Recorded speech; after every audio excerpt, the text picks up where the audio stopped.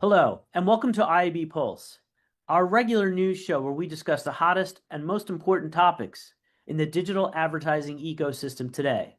I'm Chris Brudley, your host, IAB's Vice President of Industry Insights and Content Strategy. In the fast evolving world of online advertising, capturing and understanding consumer attention has become a top priority.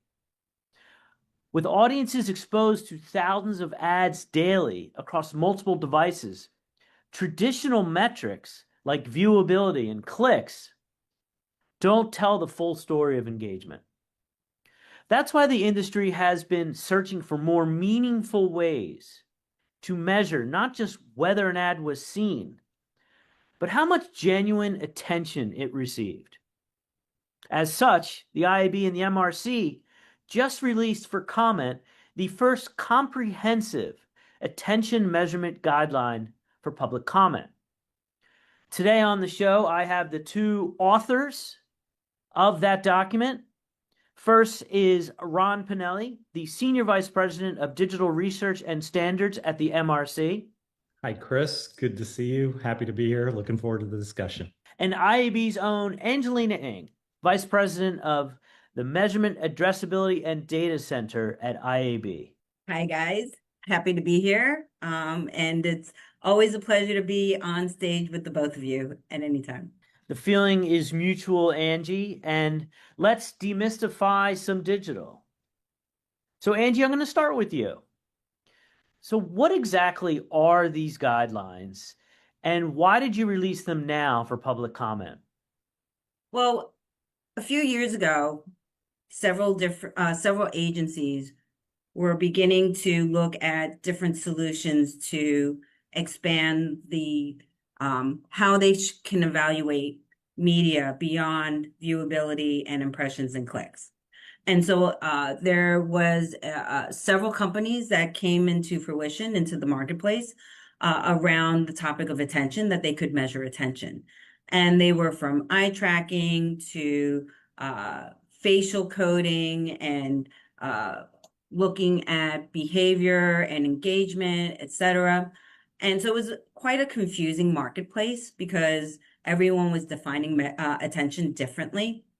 And as we began to hear about all these different solutions, there was definitely a cry out for some standards and understanding what types of metrics can be leveraged to measure attention. So we developed the Attention Measurement Task Force. I reached out to Ron and George, and we felt that, hey, this is definitely something that we're beginning to see agencies really push as a additional metric value that they could provide to their clients.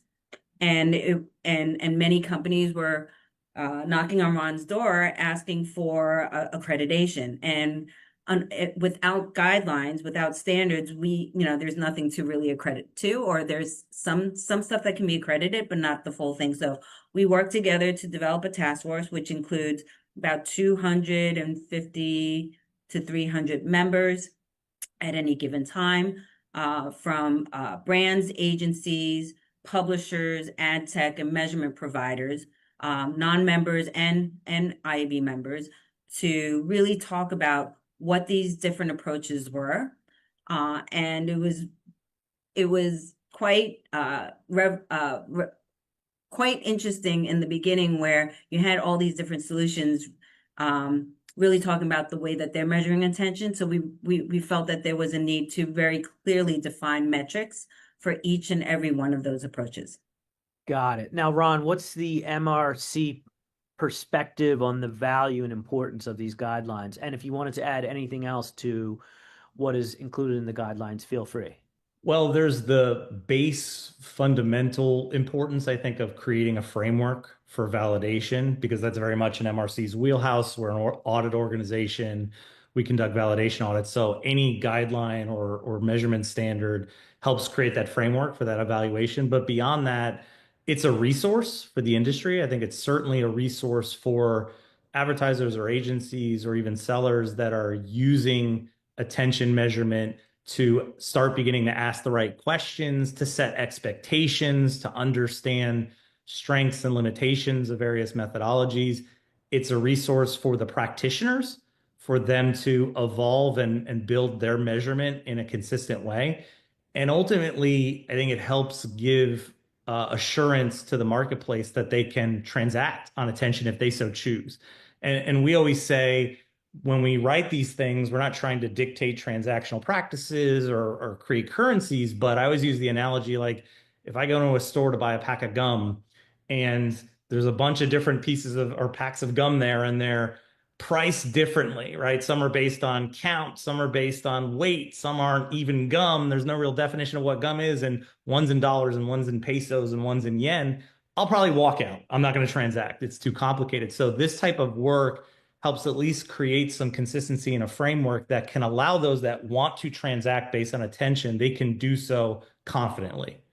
Now, Ange, I don't have data to back this up, but it's kind of a sense that I've had, and I've talked about this with some of the other folks at the IAB, and that is that attention was a bright, shiny penny a couple of years, got a lot of talk. I feel like that has dissipated a little bit, but as mentioned, I don't have data to back that up. It's just my sense.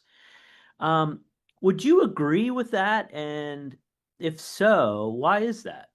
I don't agree with it. What I think has transpired over the last couple of years since many of these providers have come into the market is that a lot of these companies have started to leverage them already within their media planning and buying life cycle. And so they've been testing them, they've been leveraging them, they've been using it to optimize campaigns and to assess how it's affecting outcomes. So it's already starting to incorporate itself as a foundational metric for many agencies and brands. And I think that's why we're not hearing enough of them. But what I would say is, again, we have over 250 active members who have contributed to this document. So who do represent all corners of our industry that felt it was important to come up with these standards and enable them to use it. So I would say that it's being used, they're being leveraged. Every single practitioner that you do talk to has been leveraging attention, but now they have a great framework to work off of and to question the different metrics and the different approaches of how they're actually measuring attention based on the guidelines that we provided.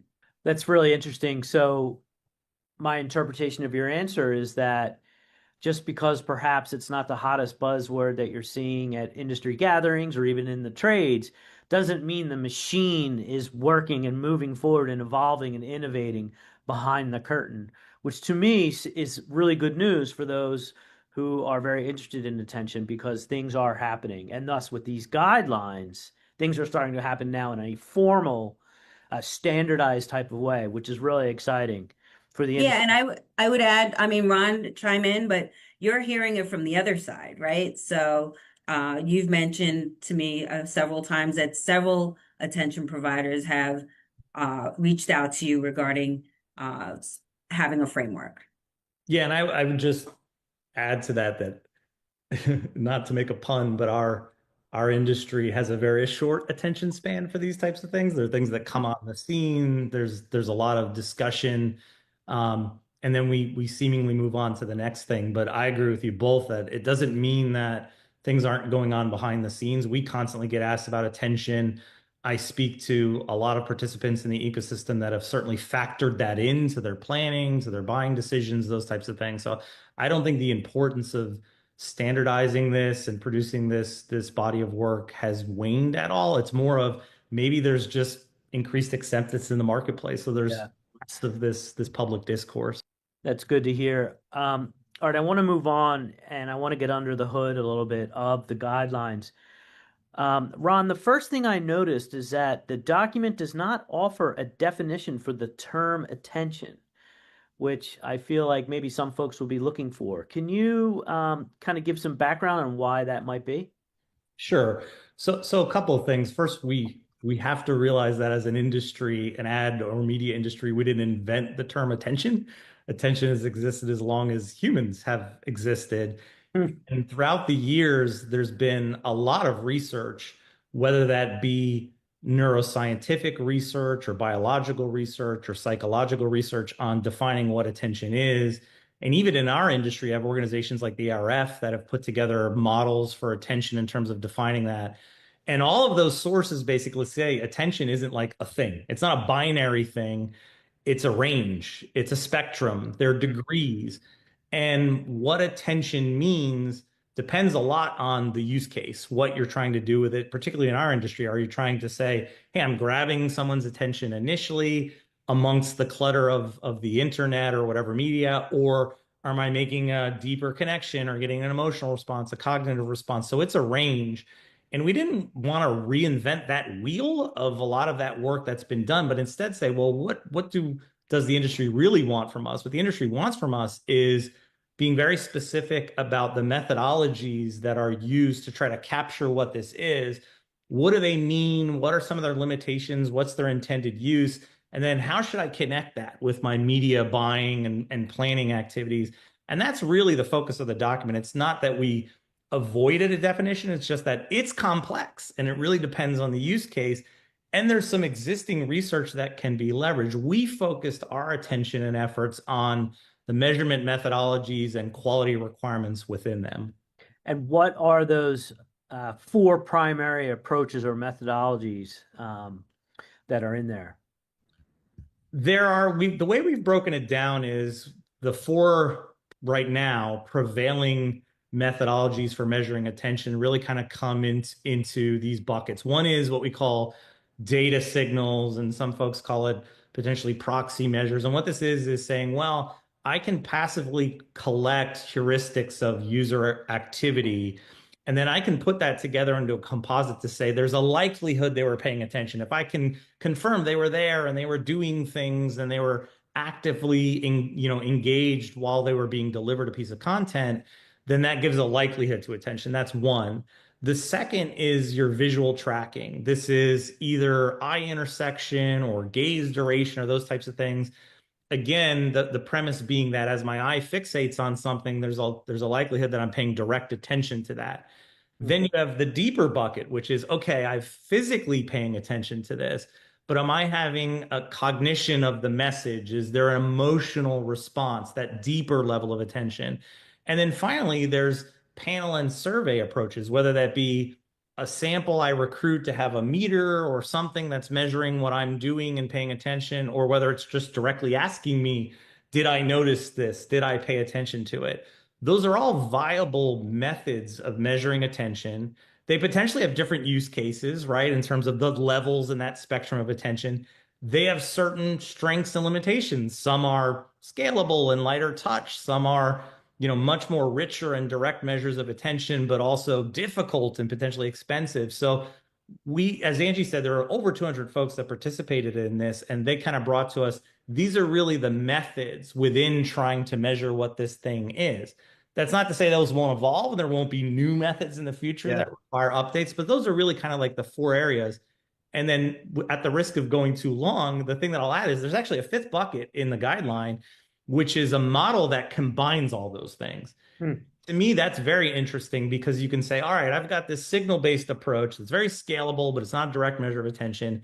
And then I've got, a neuroscience or biological or eye tracking approach that's direct, but it's not super scalable. It requires a sample. There may be bias. If I could combine those things and use that more direct measure as validation, but then use the power of signals to scale, you've got something. So there's a fifth bucket, which is kind of combining these things into predictive attention models. What we found, and through this whole entire process, is that several of these attention providers actually started to collaborate and work together.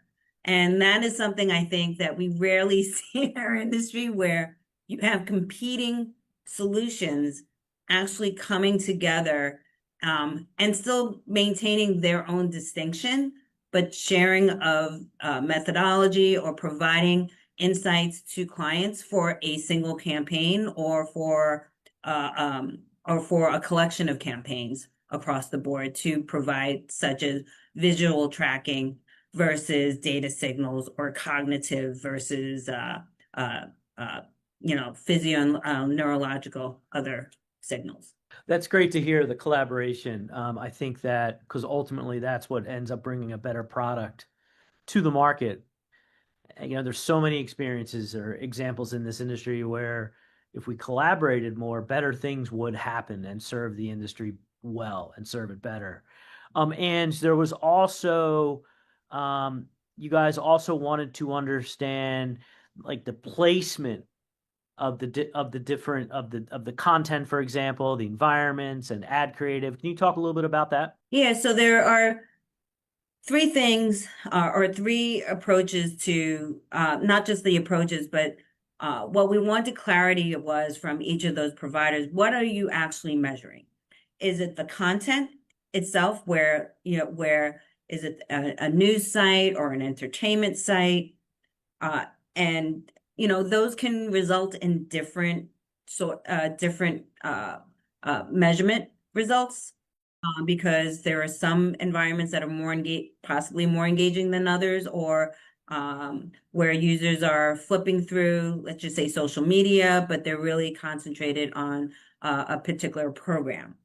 Then the second was around placement, which is more around the ad placement in itself. So where exactly is the ad located? Is it within a pod, mid roll, pre-roll? Was it an end cap or above the fold, below the fold? And then the creative itself. As we know that certain creatives can draw higher attention than others, especially if it's rich in interaction or visually attractive. However, we needed to make sure that when an attention provider measures these things, that they're being transparent to their clients of exactly what they're measuring, because it can help inform different things. Yeah, and Chris, if you don't mind, I'll add that there still needs to be, I think, a lot more discussion and study around not only like the responsibility of driving attention, but also the relationship between content attention and ad attention. Because, we've seen folks try to take this a little too far and say, well, I'll measure what's happening to the creative. And then what I'll do is I'll kind of label the publisher based on that. Oh, well, this publisher, I'm not seeing a lot of attention to the ads. And we say, well, hold on, stop. What kind of attention are you seeing to the content? You need to understand that too, because I don't know if you're like me, but if I'm reading a really enthralling, engaged article or piece of content, or I'm watching a show I'm really into, that attention and engagement to the content is almost at the expense of ads. I almost want to like skip the ads and get back to the content and those types of things. So we need to be careful and we need to evaluate these things in context. So there's a lot of discussion in the guidelines about that, about, as Angie said, those focus points, but then also the need to understand not only the attention to the ads, but the attention to the content and that in tandem. And then the placement creative distinction is like some folks want to do this on a planning basis and say, well, typically these placements, what type of attention do they get? And that's helpful. But then if I want to evaluate how my campaign actually did, I should be looking at the specific creative, not that placement, because my creative might differentially perform in that placement given the norm. So that's why we kind of have that structure in the guideline. Got it. So what you're looking for in terms of feedback is specifically from the readers is you have these four different approaches that kind of rose to the surface as the primary forms of methodology. And then you kind of want to look at that versus and take into consideration placement, content, environment, and creative. And they're the things, folks listening and watching, those are the things when you go in to comment on this document that you really need to pay attention to. And we're going to tell you in a couple moments how you are able to do that. Now I'm going to go to Ange first, but I know Ron, you probably want to comment here as well. So I'm going to go Angie, then Ron. Ladies first, as they say. So Ange, and this kind of came up when I was reading the guidelines and, how do the attention measurement guidelines refer to outcome measurement standards, which is obviously very important right now? Well, I think that is really still the big question, right? And each brand and agency need to evaluate what their objectives are in their campaign and what they would consider success. As Ron mentioned, there are some minimum requirements when it comes to measuring it in relationship to outcomes. So ensuring that filtered out for fraud, it meets viewability requirements, seen by humans, and that the ad is rendered, and transparency around their approach to measuring attention. Some of the things that we talked about in our group was if if there's no engagement and no interaction, does that constitute that there is no attention? And in our point of view, it doesn't, right? Because there could be cognitive recall, there could be emotional response that is not very transparent to a company that is measuring via data signals. And so it's important for clients to actually test out how this is resulting in outcomes, but also, again, reinforcing that it needs to meet those minimum requirements and assess. So it's hard to say, exactly, does attention really drive outcomes? I think it really depends on the messaging, the brand, the placement, and the creative and the environment. So all those aspects have to be taken into place.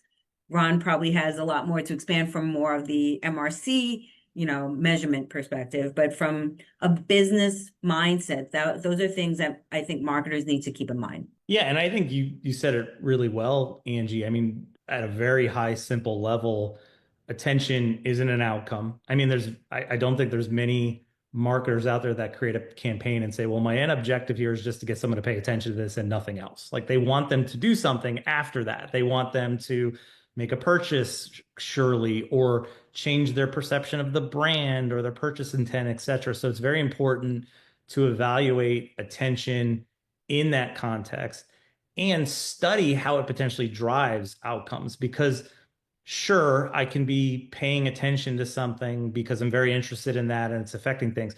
I also pay attention to things I really dislike, right? Like Right. I'm offended by this, or I really don't like this, or I'm confused by it, and I pay a lot of attention and then I'm done. I don't go buy something or do something, etc. So we shouldn't lose sight of the bottom of the funnel. Attention, I think, will help better understand post delivery because viewability was I delivered it. I had the opportunity to see it that something could happen. Attention is in the middle of the funnel, essentially. Okay, it was delivered. I can see it, the opportunity to see it. I'm now engaging with it. I'm paying attention to it. Things are going on in my mind. It potentially bridges the gap between delivery and the outcomes. It should be used in tandem to understand that relationship, but we should be careful from treating it like an outcome or optimizing based on it, not only because that might be not the correct correlation, we could also have unintended consequences. People optimize on attention, it's going to be a really bad user experience on the Yeah. internet. So we need to be careful and use these things appropriately. And I think the guidelines try to thread that needle. Yeah, Got it. I think one of my favorite examples is if I see a brown and orange ad and it's Reese's peanut butter cup. I may not go out to the store and buy it right away, but when I am at the deli and I see it in front of me, perhaps from a brand recall and a brand preference, I will likely purchase it. But that's really hard to measure, especially if I'm paying cash, right? And it's not part of a retail media network buy. Ron, I want to come back to you for 1 second, and that is what a lot of vendors and measurement companies look for, and that is MRC accreditation. So, will attention measurement providers be able to seek MRC accreditation? Yes, and to explain that a little bit, we've already done some auditing and accreditation in the attention space. When we wrote the outcomes guidelines a number of years ago, we devoted a decent portion of that to attention as part of that engagement in the middle of the funnel leading to the bottom of the funnel of outcomes. And we put some key requirements in it. And we did have some folks come to us and say, listen, I've got this signal-based approach. And when you break it down, you say, well, what is that? That's a makeup of things that already have guidelines and standards for what is a click, what is duration, what is viewability, what is a hover and a mouse movement, and then it's constructed in a model.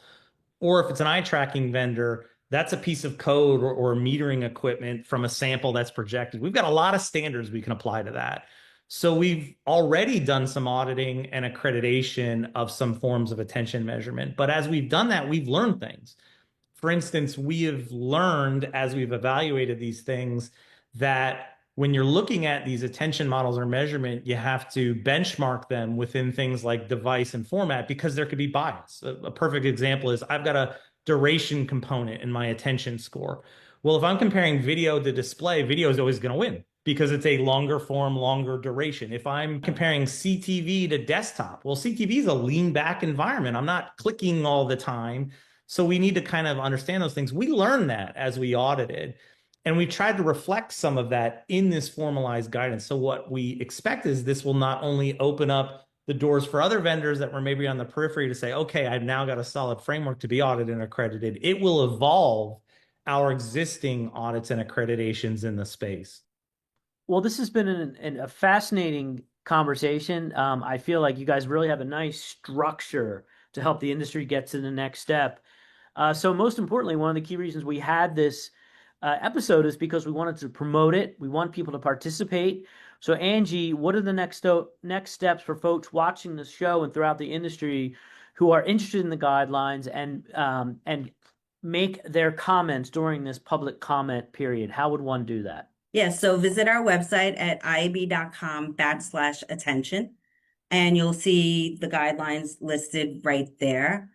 There are some instructions in terms of how to submit your comments, but we are looking for feedback regarding any desired or new metrics, clarity on definitions or methodology, if need be, and any other feedback or comment in terms of what's missing or if there's any additional context that we need to add. There's an email address, I believe it's attention-comments@iab.com. That will go directly to Ron and myself. We will sift through all the comments over the next couple of weeks, and then hopefully before the end of the year, hopefully by Q4, we'll have an official document that will be finalized. When is the comment period closed? I believe July 12th. Well, guys, this has been great. Thank you very much. I want to tell the audience, please go to iab.com/attention to comment on the guidelines. I can assure you, I've known Ron and Angie for a long time. They will look at every one of them very closely. And I want to say thanks to my guests, Ron and Angie, for being with us today. And thank you to our viewers and listeners for leaning in. This has been another episode of IAB Pulse. I will see you soon on the virtual screen. Thank you.